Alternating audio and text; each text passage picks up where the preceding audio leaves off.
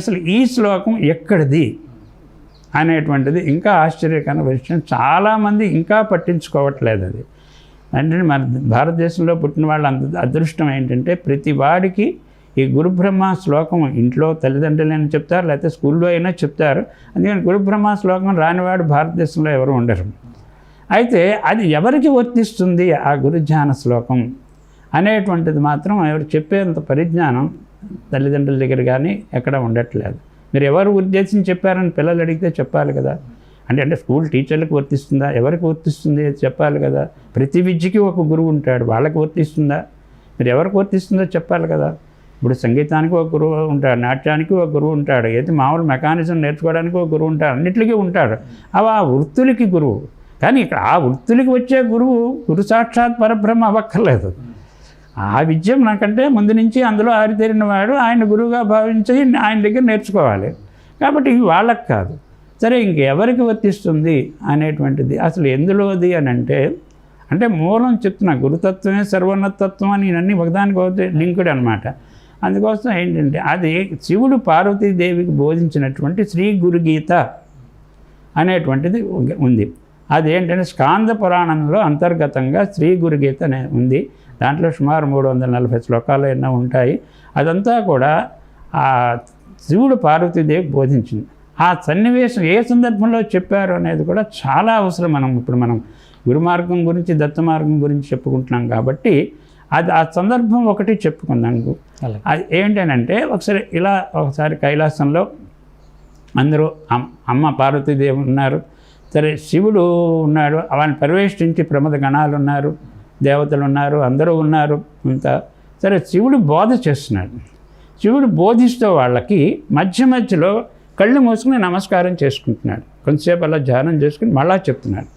మళ్ళా కొంతసేపు చెప్పి మళ్ళా కళ్ళు మూసుకుని ఎవరికో నమస్కారం చేస్తున్నాడు, ధ్యానం చేస్తున్నాడు, చెప్తున్నాడు. ఈ వినే వాళ్ళందరికీ సందేహం కలిగింది. ఏంటి ముల్లోకాలు పూజించదగ్గ ధ్యానించదగ్గ వ్యక్తి పరమేశ్వరుడే కదా, అలాంటిది ఈయన నమస్కారం చేయదగ్గ వాళ్ళు ఇంకెవరు ఉంటారు, ఈయన కంటే పైన ఇంకెవరు ఉంటారు? ముల్లోకాలు ఆయన్నే ఆరాధిస్తాయి, అలాంటిది ఇంకా ఈయన నమస్కరించవలసిన వాళ్ళు ఈయన కంటే పైన ఎవరుంటారు అని అందరికీ కలిగింది. సరే అక్కడ పార్వతీమాతకి ఇదంతా అర్థమవుతుంది. ఆవిడికి అర్థం కాకపోవడం ఏముండదు, కానీ వాళ్ళ కోసం వినే వాళ్ళ కోసం శివుడిని అడిగింది, పరమేశ్వరుని. మన ఈ సందేహాన్ని ఆవిడ అడిగింది. అని అంటే నేను గురువుని ధ్యానం చేస్తూ ఉంటాను, గురువుకి నమస్కారం చేస్తూ ఉంటాను ఎప్పుడు అని చెప్పని అన్నారు. వీళ్ళందరికీ ఆశ్చర్యం వేసిందనమాట. అదేదో మాకు వివరంగా చెప్పండి మన బిడ్డలందరికీ అని చెప్పి పార్వతీదేవి అందరి తరఫున అడిగింది. అందరూ జీవులందరూ తేలిగ్గా బ్రహ్మత్వాన్ని పొందాలంటే అదేదో మీకంటే పైన ఎవరో ఉన్నారన్నారు, అదేదో చెప్తే బాగుంటుంది కదా అని చెప్పానంటే ఆయన అప్పుడు ఆ గురుతత్వం ఏంటో, అదే సర్వోన్నత తత్వం ఎలా అయిందో, గురువాక్యాన్ని ప్రామాణికంగా ఎలా మనం అనుసరించాలో, అసలు గురువుల విధానం ఎలా ఉంటుందని, గురువులు ఉండే పద్ధతి వివరిస్తూ శిష్యులు ఉండవలసినటువంటి పద్ధతి లక్షణాలు, శిష్యుల లక్షణాలు, గురువు లక్షణాలు అన్నీ అంత సంపూర్ణంగా సమగ్రంగా గురుతత్వాన్ని చెప్పినటువంటి గ్రంథం అసలు మరొకటి ఎక్కడా లేదు అసలు. అందులోది ఈ గురు బ్రహ్మ శ్లోకం అనేటువంటిది అనమాట. ఆయన చెప్పారు. ఏంటి గురువుని ఆరాధించడం అంటే ఇంకా ఆయన గురుబ్రహ్మ శ్లోకం అంటే ఎవరు చెప్పారు? సాక్షాత్తు పరమేశ్వరుడే చెప్పారు.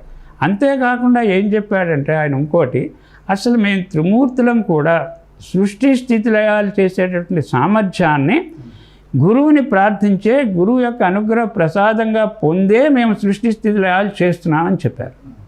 శివుడే చెప్పాడు, నా గురోరధికం, నా గురోరధికం, నా గురోరధికం, శివశాసనతో శివశాసనతో శివశాసనతో శివశాసన అని. మళ్ళా విష్ణువు కూడా అదే, నా గురోరధికం, నా గురోరధికం, నా గురోరధికం అని చెప్పి విధి శాసనతో విధి శాసనత అని అలా త్రిమూర్తులు అందరూ చెప్పారనమాట. మేము శాసనంగా చెప్తున్నాము, గురువే అధికుడు అని చెప్పని. దాని గురించి చాలా వివరంగా చెప్పడం జరిగింది. అందులోదే ఇప్పుడు ఏంటంటే ఎవరు తీసుకున్న గురుధ్యాన శ్లోకాలు వాళ్ళ గురువులను ఇందులో నచ్చిన శ్లోకాలు తీసుకుంటారు. అఖండ మండలాకారం అది అందులోదే, బ్రహ్మానందం పరమసుఖదం అది అందులో. ఈ శ్లోకాలు అందరికీ వచ్చు, కానీ ఇది ఎందులోది అనేటువంటిది చాలామందికి తెలియదు.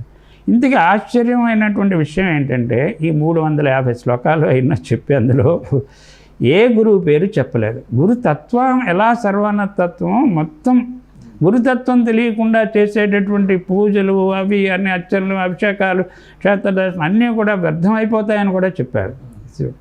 కానీ ఇంతకీ గురువు పేరు ఏది చెప్పలేదు అందులో. అది గురుగీత గొప్పదనం అంతా, గురుతత్వంలో గొప్పదనం అంతా ఎక్కడ ఉందంటే గురువు పేరు చెప్పకపోవడం. చెప్తే పరిమితం అయిపోతుంది, ఏది ఒక నామరూపాలకి పరిమితం చేసినట్టు అయిపోతుంది. అక్కడ ఆయన చెప్పిన గురుతత్వం ఏంటంటే ఆ గురుతత్వం కూడా పూర్ణ పరబ్రహ్మ స్వరూపం గురువు కాబట్టి అక్కడ గురువు కూడా సర్వవ్యాపకుడు, సర్వాంతర్యామి, సర్వజ్ఞుడు, సర్వసమర్థుడు. ఆ పరబ్రహ్మకు ఉండే లక్షణాలన్నీ గురువుకు కూడా ఉంటాయి. కానీ ఆ గురువు పేరు ఏది చెప్పలేదు. ఎందుకు చెప్పలేదంటే ఆ లక్షణాలు ముఖ్యం మనకి. ఆ పేరు చెప్తే ఓహో ఈయన్ని చెప్పారు, ఈయనే కావును విశ్వవంతుడికి గురువు అనుకుంటారు. గురువు అనేది ఒక తత్వము. దాన్ని చెప్పిన దాన్ని మనం ఎలా అర్థం చేసుకోవాలంటే గురువు అంటే ఒక వ్యక్తి కాదు కనుక ఏ గురువు పేరు చెప్పలేదు. గురువు అంటే ఒక తత్వం, ఒక మహాతత్వం, సర్వవ్యాపకమైన పరబ్రహ్మతత్వమే గురువు కూడా. కాబట్టి ఇలా మనకి ఇది ఇందులో చెప్పడం జరిగింది. సరే, ఆ తర్వాత మనకి ఇప్పుడు కావాల్సినటువంటి విషయం ఏంటంటే అలా త్రిమూర్తులే గురువుని ప్రార్థించి మేము సృష్టి చేస్తున్నాను అన్నప్పుడు ఎవరు ఆ గురువు, వాళ్ళు ఎవరిని చెప్తున్నారు, ఎవరిని ఉద్దేశించి చెప్పాడు అప్పుడు త్రిమూర్తులు. ఈ మహాసంకల్పం గురుతత్వం ఎందుకని అంటున్నామంటే ఆ మహాసంకల్పం కారణంగానే ఆదిపరాశక్తి త్రిమూర్తులు వచ్చారు. కాబట్టి వచ్చి వాళ్ళ కర్తవ్యాలు నిర్వహించడానికి కదా వాళ్ళు వచ్చారంటే దానికి ఒక పర్పస్ ఉంటుంది కదా, వాళ్ళు ఏం చేయాలి ఏంటి అనేది అది మహాసంకల్పంలో ఉన్నటువంటి గురుతత్వం నిర్దేశిస్తోంది, మహాప్రజ్ఞ అన్నమాట నిర్దేశిస్తోంది. అందుకని వాళ్ళు ఆ కార్యక్రమాలు, ఆ బృహత్తర కార్యక్రమాలు నిర్వహించాలంటే ఆ గురుతత్వం ఏది మహాసంకల్ప రూపంలో ఉన్నటువంటి గురుతత్వాన్ని వాళ్ళు కాంటాక్ట్ చేస్తారు. వాళ్ళకి నామరూపాలతో పని లేదు, త్రిమూర్తుల స్థాయి కదా అది, వాళ్ళు కాంట్రాక్ట్ చేయగలరు. వీళ్ళు పరబ్రహ్మ స్వరూపులే, అక్కడ మహాసంకల్ప రూపంలో ఉన్నది పరబ్రహ్మ.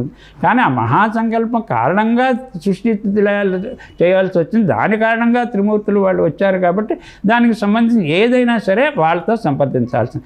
దానికి సంబంధించి విధి విధానాల్లో ఏది కనుక సందేహం ఉన్నవాళ్ళు ఆ మహాసంకల్ప రూపంలో ఉన్న పరబ్రహ్మతత్వాన్ని, ఆ గురుతత్వాన్ని వాళ్ళు కాంట్రాక్ట్ చేసి ఆ రకంగా సృష్టి స్థితిలయం నిర్వహిస్తున్నారు అనేటువంటిది. సరే, ఇప్పుడు ఇలా జరుగుతూ ఉన్నప్పుడు ఏం జరిగింది అని అంటే మనకి చెప్పాం ఇందాక, మహర్షులందరినీ పిలిచి సంపూర్ణ వికాసం చెందకుండా జీవులు అలా స్వార్థపరులుగా రాక్షసులుగా తయారయ్యి అంతం అందుతున్నారు. అలా కాకుండా అలా అసలు వాళ్ళల్లో దుష్టత్వమే తలెత్తకుండా చూస్తూ ఉంటే బాగుంటుంది కదా, అసలు వాళ్ళు ఎప్పుడు ధర్మాచరణలోనే ఉండేటట్టుగా చూస్తే బాగుంటుంది కదా, దానికి ఏం చేయాలో చెప్పండి అన్నారు కదా. సరే, దానికి అందులో అత్రి మహర్షి, అనసూయాదేవి వాళ్ళు పుణ్య దంపతులు, వాళ్ళు చాలా యోగంలో చాలా ఆరూఢ స్థితిలో ఉన్నటువంటి వాళ్ళు. సరే, అప్పటికే ఎన్నో లోక కళ్యాణ కార్యక్రమాలు చేస్తూ ఉన్నటువంటి వాళ్ళు అనమాట. అది ఇంకా చాలా చెప్తే చాలా, ఎప్పుడైనా దత్తావతరానికి సంబంధించి చెప్పుకున్నప్పుడు వివరంగా చెప్పుకుందాము. ఇప్పుడు ఏంటంటే అత్రి మహర్షి ఆయన త్రిగుణాలకి అతీతమైనటువంటి స్థితిలో ఉన్నటువంటి ఆయన. తర్వాత ఏంటంటే త్రిగుణాల ప్రభావం ఉండదన్నమాట. త్రిగుణాలు బ్యాలెన్స్డ్గా ఉంటే దేని ప్రభావం ఉండదు, అప్పుడు దానికి అతీతమైన స్థితి అంటారనమాట. సరే, ఆ తర్వాత ఏంటంటే ఈ మనకి అనసూయాదేవి ఏంటంటే ఏమాత్రం అసూయ స్పర్శ లేనటువంటి మహాసాధ్వి ఆవిడ. అనసూయ అంటే అసూయ లేకపోవడం. ఈ త్రిగుణాతీతమైనటువంటి స్థితిలో ఉన్నటువంటి ఆయనకి ఈ అసూయ ఏమాత్రం లేనటువంటి అనసూయాతత్వం సహధర్మచారిణి అయ్యింది. సరే, వీళ్ళిద్దరూ కలిసి ఏం ఆలోచించారు అని ఇది ఎందుకు చెప్తున్నాను అంటే ఇంక మంచి వివరంగా, పురాణాల్లో వాళ్ళకి సంతానం లేదు, అందుకని తపస్సు చేశారు, దత్తుడు ఆవిర్భవించాడని మాత్రమే చెప్పి ఉంది. పురాణ ప్రవచకులు అందులో పురాణంలో ఉన్నవి మాత్రమే స్వీకరించి చెప్తారు కాబట్టి, అదే ప్రామాణికంగా స్వీకరిస్తారు కాబట్టి అందులో చెప్తారు. అందులో ఇది లేదు. ఎందుకు తపస్సు చేశారు అన్నది, అక్కడ ఎందుకు తపస్సు చేశారంటే వాళ్ళు చేసిన ఆలోచన ఏంటంటే అసలు వీళ్ళు ఈ త్రిమూర్తుల్లో వేరు అనుకుంటారు, అల్పాధిక భేదాలు, గురువులు వేరు అనుకుంటారు, దేవతలు వేరు అనుకుంటారు, శివుడు వేరు అనుకుంటారు, విష్ణువు వేరు అనుకుంటారు. సరే, ఇలా మనకి రాక్షసుల లక్షణంలో ప్రధానంగా కనపడేదే అది. రాక్షసులందరూ కూడా మనకి ఎక్కువ మంది ఎవరు ఉంటారంటే శివుడిని అంగీకరిస్తారు, శివుని గురించి తపస్సు చేసి వరాలు పొందుతారు, విష్ణువుని ద్వేషిస్తారు. అలాగే విష్ణువుని సేవించి తపస్సు చేసి వరాలు పొంది శివుడిని ద్వేషించే వాళ్ళు కూడా ఉన్నారు అలా. సరే, ఏదో దక్షుడు వాళ్ళు అలాంటి వాళ్ళు ఉన్నారు కదా. సరే, అలా మనకేంటంటే ఇక్కడ దేవతలు వేరు అనుకుంటున్నారు.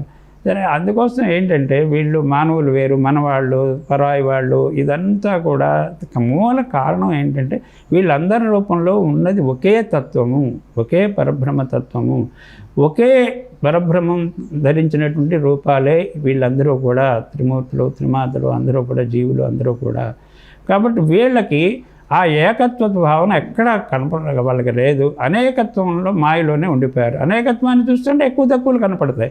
ఒకడు శక్తివంతుడు, ఒకడు బలహీనుడిగా కనపడుతూ ఉంటారు. సరే నీ ఇష్టాన్ని బట్టి నిర్ణయించుకుంటూ ఉంటారు, రాగద్వేషాలను బట్టి. సరే అందుకోసం అసలు మూల కారణం వీళ్ళకి అందరిలోనూ ఒకే పరమాత్మ ఉన్నాడు అనేటువంటిది వాళ్ళకి నిశ్చయాత్మకంగా తెలియచేసేటటువంటి విధానం ఏదైనా ఉంటే, ఎవరైనా తెలియచేసే వాళ్ళు ఉంటే, అప్పుడు ఆ అనేకత్వంలో ఏకత్వాన్ని దర్శిస్తే, వాళ్ళకి దర్శింపచేస్తే అప్పుడు అందరికి సమభావం ఉంటుంది. ఈ భేదాభిప్రాయాలన్నీ పోతాయి, ఎక్కువ తక్కువలన్నీ పోతాయి అని చెప్పనేటువంటిది వీళ్ళు ఆలోచించారు. కాబట్టి అది అధికారపూర్వకంగా చెప్పాలి. ఒరే నేనే రా, అందరి దేవతల్లో త్రిమూర్తుల దగ్గర నుంచి, అసలు త్రిమాతల దగ్గర నుంచి జీవులందరిలో ఉన్నది నేనే రా అని ఖచ్చితంగా చెప్పి, అవసరమైతే అలాంటి అనుభవాన్ని ఇచ్చే సామర్థ్యం ఉన్నటువంటి ఆయన కావాలి. అంటే ఎవరు అనేకమయ్యారో వాళ్ళని భూమిపైన ఒక రూపం ధరించి నడయాడేటట్టు చేస్తే ఈ సమస్యకి పరిష్కారం దొరుకుతుంది. ఈ సర్వసమానాత్మకమైనటువంటి ఈ భావం ఎలా వస్తుంది, యోగశక్తి ఎలా వస్తుంది అని చెప్పానంటే, ఆయన వస్తేనే మనకి ఈ యోగానికి మార్గం దొరుకుతుంది. నిరూపణ చేస్తాడు. ఒరే వెధవ, నువ్వు అందులో నువ్వు వాడిని తిడితే నన్ను తిట్టినట్టేరా, వాళ్ళలో కూడా నేనే ఉన్నాను, నీలో ఉన్నట్టే వాళ్ళలోనూ ఉన్నాను, అందరిలోనూ ఉన్నాను, దేవుళ్ళలో ఉన్నాను, అందరు గురువుల్లోనూ ఉన్నాను. నీ ఎవరిని నిందించినా అంటే ఒకే పరబ్రహ్మతత్వం అఖండంగా వ్యాపించి ఉంది. కాబట్టి నువ్వు బ్రహ్మముని ఎందులో నువ్వు అంతా నిరాకరించినా మొత్తం బ్రహ్మము నిరాకరించినట్టు అవుతుంది. కాబట్టి ఇది నిరూపణ చేసేటటువంటి వాడు కావాలి. కాబట్టి అప్పటిదాకా ఈ సృష్టి స్థితి లయాలు మన సంకల్ప రూపంలో గురుతత్వం, మనం అదే గురుతత్వం అని చెప్పుకుంటున్నాం కదా, ఆ మహాసంకల్ప గురుతత్వము అప్పటిదాకా నిరాకార నిర్గుణ తత్వంగా ఉండే ఈ సృష్టి లయాలన్నీ నిర్వహిస్తుంది. అలాగా భూమిపైనకి అసలు ఒక సాకారంగా దింపాలి. అవ్యక్తంగా ఉన్నటువంటి ఆయన సాకారంగా భూమిపైన దింపాలి. అంటే ఇంతవరకు కనిపించకుండా ఉన్నటువంటి మహాసంకల్పానికి ఒక రూపం ఇవ్వాలని, ఒక రూపం ఇవ్వాలి. అది రూపం లేకపోయినా పనిచేస్తూనే ఉంది. ఆ గురుతత్వం పనిచేస్తూనే ఉంది. నిరాకార నిర్గుణ తత్వంగా మహాసంకల్ప రూపంలో ఉండి పనిచేస్తూనే ఉంది. కానీ ఇక్కడికి సాకారంగా భూమిపైన లేదు. అందుకని మానవ మాత్రలకు ఎవరికి, భూమిపైన సంచరించే వాళ్ళు ఎవరికి కూడా దాన్ని దర్శించి ఆయన బోధ వినేందుకు కానీ, ఆయన దర్శించేందుకు కానీ, అసలు ఈ ఏకాత్మతా భావాన్ని తెచ్చుకునేందుకు కానీ అవకాశమే ఉండట్లేదు. సరే అందుకోసం వాళ్ళు సుదీర్ఘమైనటువంటి తపస్సు చేశారు. వాళ్ళు అనేక పరీక్షలు ఎదుర్కొన్నారు వాళ్ళు. సరే ఆయన ఎంత ఏకాత్మతా జ్ఞానం ఎంత ఉంది అనేటువంటి పరీక్షించేందుకు కూడా వాళ్ళు అది ముందు త్రిమూర్తులుగా వచ్చారు. ఈయన ఏం చేశాడు, అత్రి అంటే మూడు ఉన్నదాన్ని దేన్ని అంగీకరించడం. త్రిమూర్తులు వేరు వేరు కాదు అని ఆయనకు తెలుసు. త్రిమూర్తుల ద్వారా ఒకే పరబ్రహ్మతత్వం పనిచేస్తోంది అని చెప్పి అలా ముగ్గురు వచ్చేసుకో మేమంతా ముగ్గురం కలిసి బ్రహ్మమే కదా అన్నారు. నేను అంగీకరించట్లేదు, నాకు ఈ విషయం తెలుసు. నేను ఇలా మూడు ముక్కలైన బ్రహ్మాన్ని కాదు, ఒకే బ్రహ్మము మీ ముగ్గురు ద్వారా పనిచేస్తుంది అనేది నాకు తెలుసు. ఆయన రావాలి, ఆయన ఇక్కడ భూమిపైన ఒక రూపం ధరించి రావాలి, ఆయన రావాలి. మీ ముగ్గురు కలిపి కడితే అవడం కాదు, సహజంగా రావాలి. సరే అని చెప్పాను. సరే ఆనందించారు ఆయన పరిజ్ఞానానికి. వేద పరిజ్ఞానం ఎంత ఉంది పరబ్రహ్మతత్వం పట్ల అనేదాన్ని. సరే అలా ఆయన తర్వాత నిరీక్షించన్నారు, మళ్ళీ తపస్సు చేశారు. ఆ తర్వాత అప్పుడు 3 శిరస్సులతోటి 6 చేతులతోటి ఒకే శరీరంతో దత్తాత్రేయుల ముందు దర్శనం ఇచ్చారు.